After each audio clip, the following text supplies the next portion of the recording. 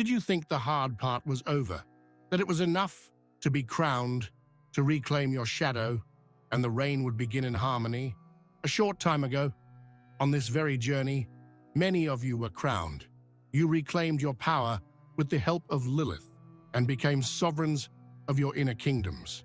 It was a moment of profound harmony, a sacred alliance between your light and your shadow.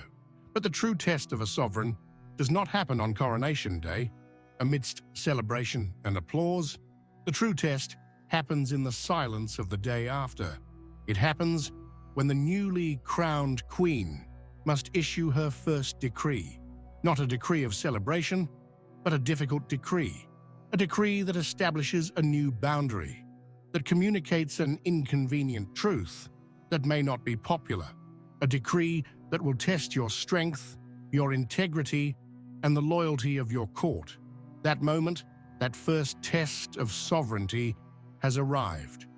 And the cosmos, in its relentless precision, is orchestrating the perfect setting for it. In the coming days, culminating on July 7th, a deliberate tension forms in the sky, a square and angle of challenge and growth between Mercury, the voice of royalty, in the proud and expressive sign of Leo, and our already known Lilith, the truth of the earth, in the stubborn and embodied sign of Taurus. Let's translate this. It is your desire to express yourself with the grandeur of a sovereign, Mercury in Leo, coming into direct conflict with your visceral need to honor your worth and your security at any cost, Lilith in Taurus. The question this transit imposes on you is brutally direct. Do you have the courage to speak a truth that might cause the applause to cease? Do you have the strength to issue a decree that protects your worth, even if it displeases your court, your friends, your family, your partner? It is one of the most difficult tests on the journey of sovereignty. The confrontation between our pride in being loved and admired and our integrity in being true to ourselves. In this transmission, in this guide to your first and most important act of governance, I will show you how to navigate this tension.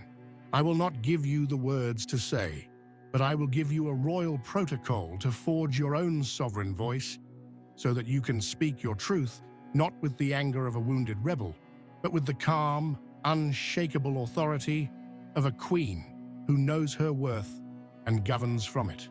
The power to issue decrees that change your reality is within your reach. But before you pick up the quill and parchment, we need to understand the trap that prevents most sovereigns from using their voice with power. We need to name and validate the golden silence syndrome, the habit of swallowing one's own truth in exchange for a fragile peace and a crown that is nothing more than an adornment. Let's start by giving a name to this trap, to this invisible prison that confuses submission with nobility. Let's call it the golden silence syndrome. Golden because on the outside, it shines. It makes us look noble, patient, controlled, easy to deal with. But on the inside, it is the weight of fool's gold, a dense and cold metal that accumulates in our throat, in our chest, and that slowly corrodes our soul. The syndrome is the act of choosing the comfort of approval over the truth of our soul. It is the often unconscious decision to sacrifice our integrity on the altar of our pride and our fear of being rejected. And this transit of Mercury Square Lilith is designed to bring this syndrome to the surface with a clarity that is impossible to ignore. Imagine yourself in an important work meeting, the project being presented by your superior and applauded by everyone has a fundamental flaw, a mistake that you, and perhaps only you, with your unique perspective, can see. The truth in your chest, your Lilith in Taurus, the guardian of value and concrete reality, wants to stand up and say, "This is wrong. The foundation is unstable. If we continue like this, we will fail." It is a truth that protects the company, the project, and above all, your own professional integrity. But then, the voice of Mercury in Leo, your need to shine and be admired, panics. If I speak up, will I be seen as the troublemaker? Will I challenge my boss and lose my prestige? What if I'm wrong? Will they stop inviting me to important projects? Will they stop applauding me? And then, the golden silence descends. You nod, maybe even force a smile, and a small part of your life force is extinguished. You have traded truth for the security of your place in the court. Now take this dynamic to your most intimate relationships where your heart is at stake. Think of your partner making a comment that, to you, sounds like disrespect, that wounds your sense of worth. The immediate truth of Lilith that rises to your throat is, that was not okay, that hurt me. But the voice of Leo, your pride, intervenes. Let's not ruin the evening. Let's not start a fight. I want him or her to see me as someone light, fun, easy to love. If I say this now, I'll seem needy, dramatic, hard to deal with. I'll ruin the perfect image I try to maintain. And so, you offer a tight smile. You swallow the truth. The silence is golden. The evening is saved. But the truth has not disappeared. It has been absorbed by your body. And resentment, like a slow poison, begins to accumulate, corroding intimacy from the inside out. Each golden silence is one less brick in the foundation of trust and mutual respect. This extends to our friendships and our family like an invisible web. It is agreeing to go to that family event that completely drains your energy, just to not be the boring or difficult one. It is laughing at that joke that goes against your deepest values, just to feel like you belong to the group.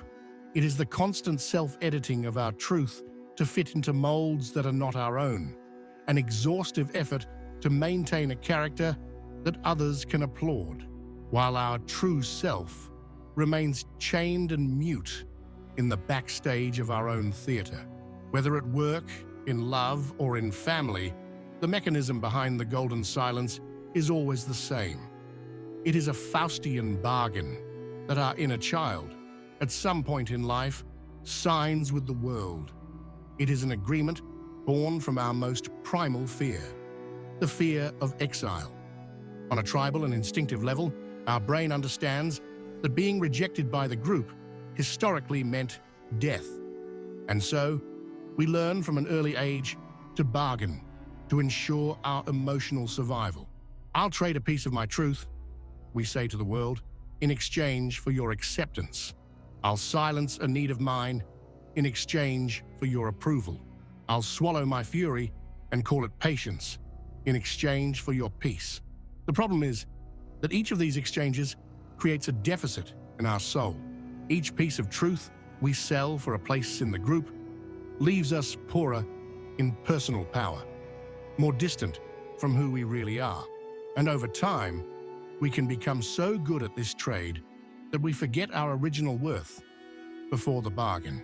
The golden crown of others' recognition becomes the only thing we have, and the fear of losing it, of losing the applause and acceptance, becomes greater than the silent pain of living an inauthentic life. The golden silence always comes at a price. And the price is our life force, the lump in the throat, the weight on the shoulders, the unexplained anxiety, the feeling of being an imposter in your own life. These are the symptoms, and they are born from this fundamental conflict, this battle being waged in the sky and within you, a battle between our pride and our worth.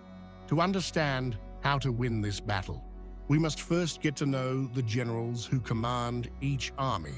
And these generals are powerful archetypal forces within each of us. On one side of the battlefield, we have the general of our kingdom of light, our social persona, our desire to shine and be validated. On the other, the general of our kingdom of shadow, our visceral truth, our non-negotiable worth, that which cannot be bought or sold.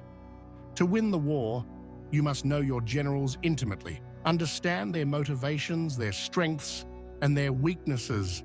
The first general is Mercury in the sign of Leo, whom we will call the voice of royalty. Mercury is the planet of the mind, of communication, of logic, the messenger of the gods. When it wears the golden royal mantle of Leo, the sign ruled by the sun, its expression becomes grandiose. This is not a communication that merely informs, it performs. It is the energy of a charismatic leader, of a passionate storyteller, of an inspiring teacher, whose words seem to come directly from the heart. It is the ability to command a room with your voice, to infuse every word with creativity, passion, and a sense of natural authority. Its words are not just data, they are art, they are warmth, they are the radiant expression of yourself. But every king fears being deposed. Every actor fears an empty audience. And herein lies the shadow of this archetype, its Achilles heel. The weakness of the voice of royalty is a paralyzing dependence on applause. Its deepest fear is not being wrong, but rather looking foolish. Its nightmare is public criticism, ridicule, the loss of the court's admiration. To avoid this pain, the voice of royalty can become excessively proud.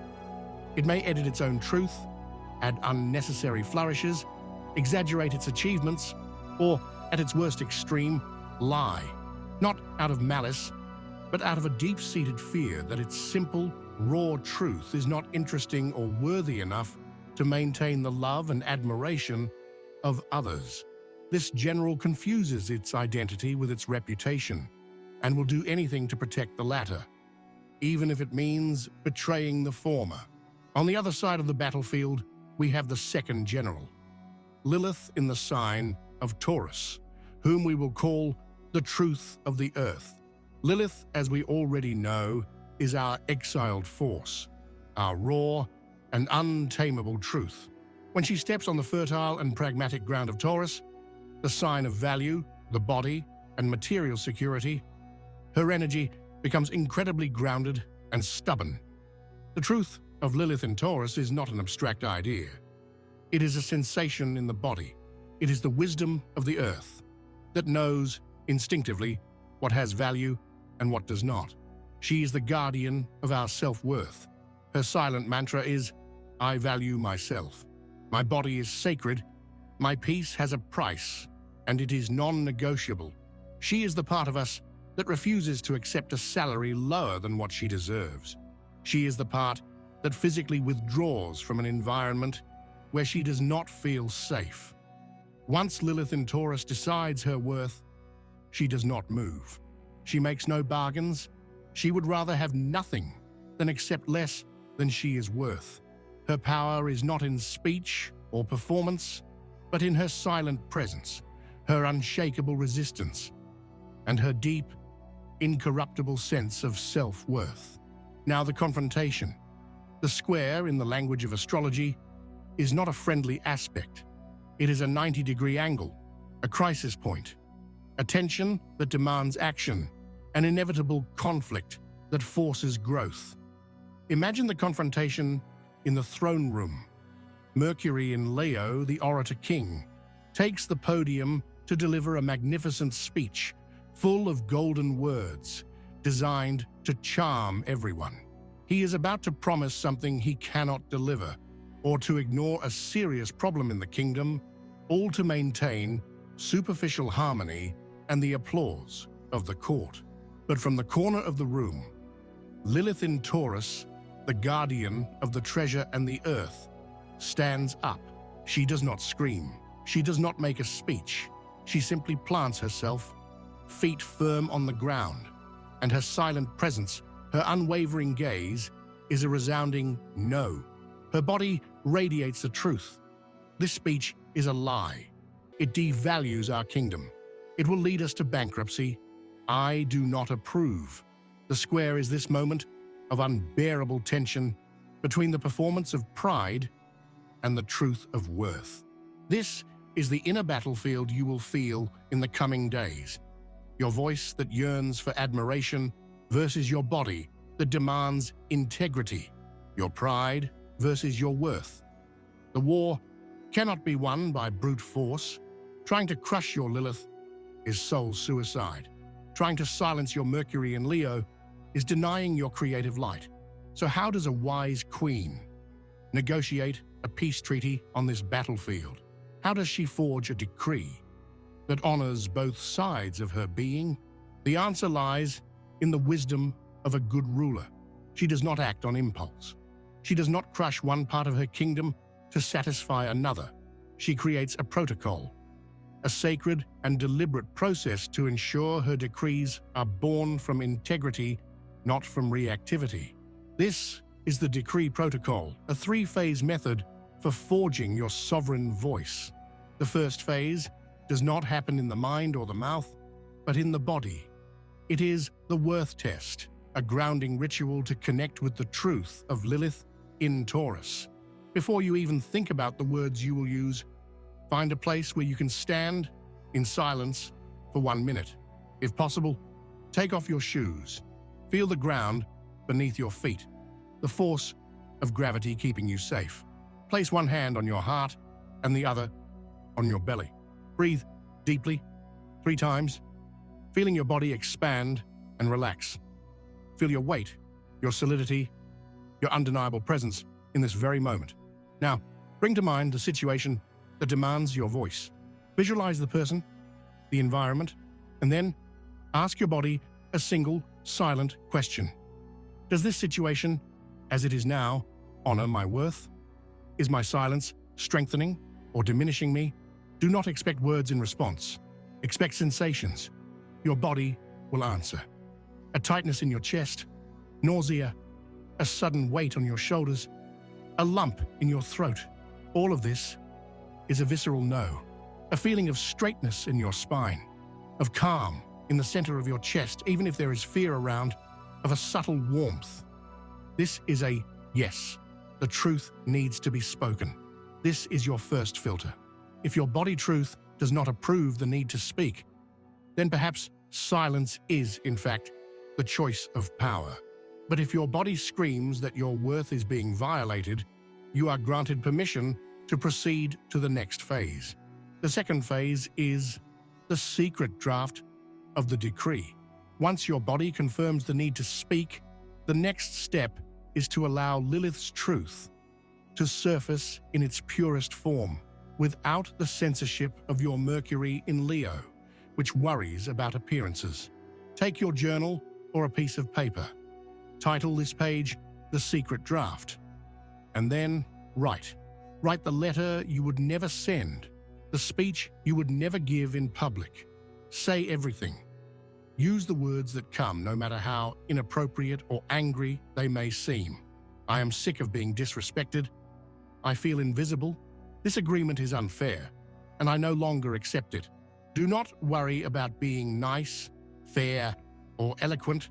This is not the final decree. This is the sacred act of extracting the poison so the medicine can be created. It is the moment to give voice to your unfiltered Lilith so that you know, without a shadow of a doubt, what visceral truth she is defending. The third and final phase, now that the raw truth has been honored and expressed on paper, is that of the wise queen. It is the royal edit. This is the moment when you take Lilith's raw material and sculpt it with the nobility of Leo. Read your secret draft and feel the emotion behind it. Now, on a new page, rewrite your message.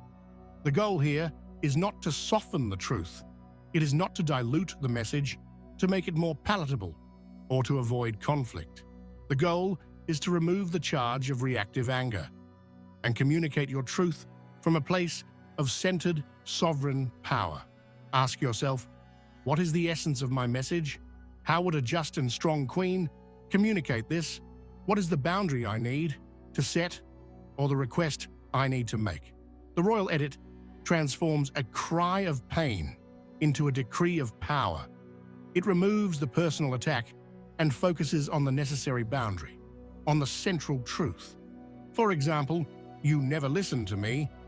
Lilith's draft becomes, I need to feel that my opinion is heard and considered for this partnership to work.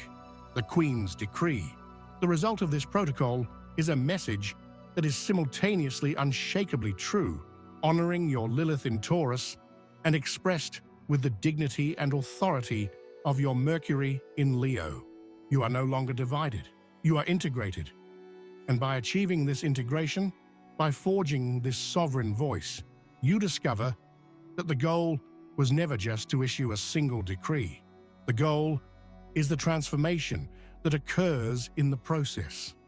The transformation from a ruler who fears her court to one who governs from her own center. And this is the final prize. It is not the guarantee that your decree will be applauded by all. It is not the certainty that conflict will be magically avoided. The prize is something infinitely more valuable.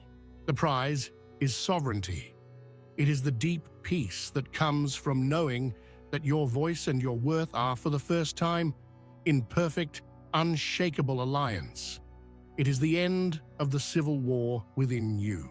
The transformation this process offers is that of ceasing to be a performer who needs external approval to feel valuable, to become a true sovereign whose worth simply is, and whose voice is just its natural expression.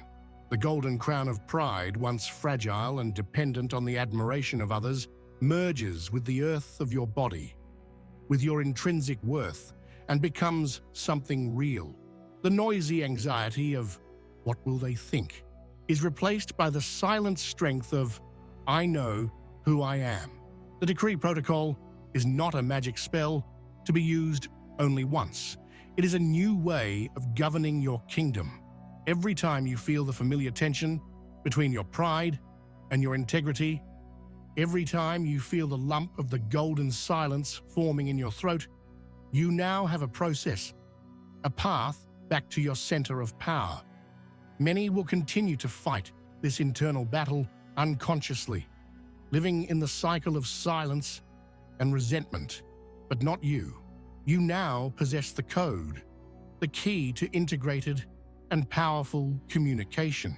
If this journey to find your sovereign voice has resonated with you, if you have felt the call to govern your life with more truth, I invite you to seal this intention in the world. Honor this message and anchor your new authority by liking this video. And as your first act of power, your first public decree in this new reign, go to the comment section. We will not use a word. We will use a declaration of power. Declare your intention to the universe with the phrase, I decree. It is not just two words. It is a spell. It is your royal signature on the parchment of the cosmos. Feel the power in your fingers as you type them. Read the decrees of other sovereigns and feel the strength of not being alone in this new power.